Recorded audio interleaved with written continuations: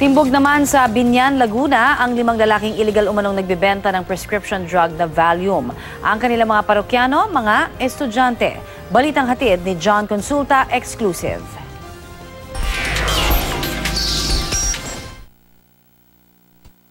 Arestado ng Laguna Provincial Intelligence Branch at Binyan Police ang 5 suspect sa barangay San Antonio, Binyan, Laguna dahil sa pagbebenta ng droga na Valium. Ayon sa Binyan Police, dahil sa pinagting na kampanya kontra Sabu, lumipat na sa ibang iligal na droga ang mga kabataan. Ang nakakabahala, mga estudyante ang ilan sa parokyano ng grupo. Ang kaliniwan na nabebentahan dito, mga kabataan din, 18 years old and above.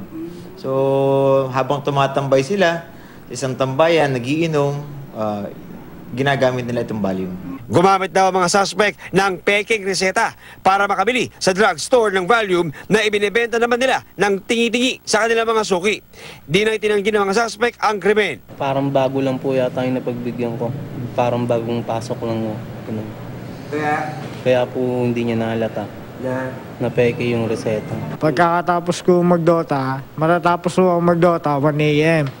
Hindi na po ako aantokin noon. Ngayon po, pag nakakainom po ako ng Valium, aantokin na po ako noon. Kakasuhan ng paglibag sa illegal na pagbebenta ng ibinagbabawal na droga ang mga naaresto.